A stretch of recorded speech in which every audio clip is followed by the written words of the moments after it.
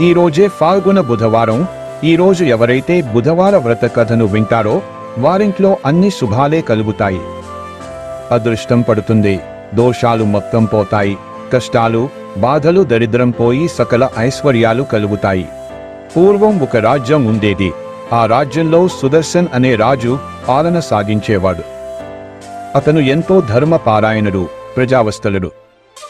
కానీ అతనికి ఒక పెద్ద సమస్య ఉండేది. రాజ్యంలో వ్యాపారాలు, వ్యవసాయం, ఉద్యోగాలు అన్ని నష్టాల్లోనే ఉండేవి. ప్రజలు ఎంతో కష్టపడ్డా ధనం నిలవటం లేదు.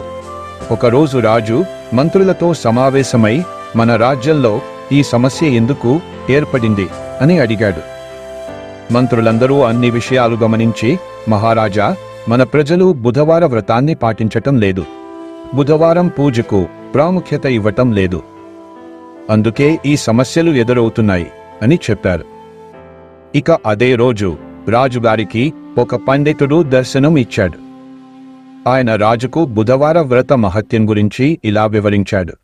ఓ మహారాజా, ప్రాచీన కాలంలో ఒక ధనిక వ్యాపారి ఉండేవాడు. అతనికి అపారమైన ధనం, వ్యవసాయ భూములు ఉండేవి. ఒకసారి ఆ వ్యాపారి దూర ప్రాంతాలకు తన వ్యాపార నిమిత్తం వెళ్ళాడు.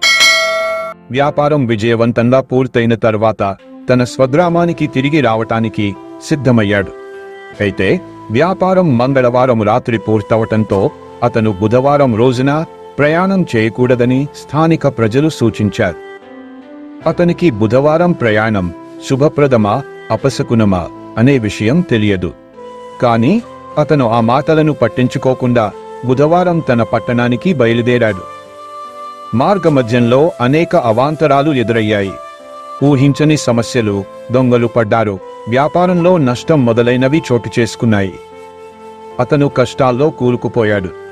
దానితో ఆ వ్యాపారి బాధపడి ఒక సాధువు దగ్గరకు వెళ్లి తన సమస్యను చెప్పాడు. ఆ సాధువు ఇలా అన్నాడు: నీవు బుధవారం వ్రతాన్ని ఆచరించు, నీవు బుధ దేవుణ్ణి పూజించు, నీ కష్టాలన్నీ తొలగిపోతాయి అని ఉపదేశించాడు. ఇక ఆ వ్యాపారి బుధవారం రోజు స్నానం చేసి ఓం బుద్ధాయ నమః అనే మంత్రాన్ని జపించాడు. పచ్చటి వస్త్రాలు ధరించి విష్ణుమూర్తిని, బుధదేవుణ్ణి పూజించి చాడు. తులసి దళాలు సమర్పించి తీపి పండ్లు నైవేద్యంగా సమర్పించాడు. ఆ రోజు ఉపవాసం ఉండి రాత్రి బ్రాహ్మణులకు భోజనం పెట్టాడు. కొద్ది రోజుల్లోనే అతని వ్యాపారం మళ్లీ అభివృద్ధి చెందింది.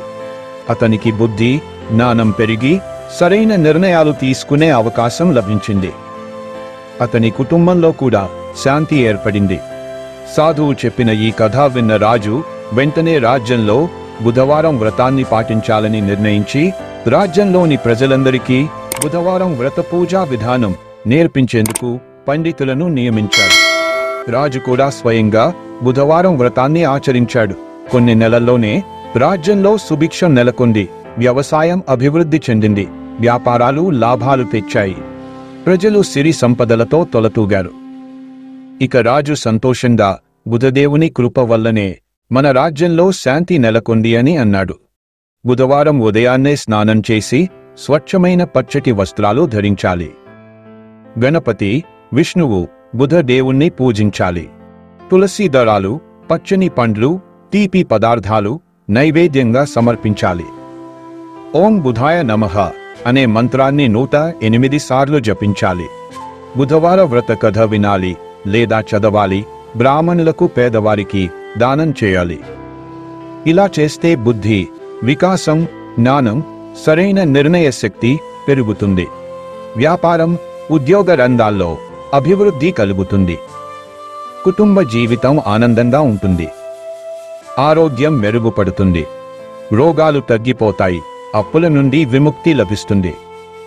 ఈ విధంగా బుధవారం వ్రతాన్ని ఆచరిస్తే బుధ దేవుని కృపతో అన్ని శుభాలే కలుగుతాయి.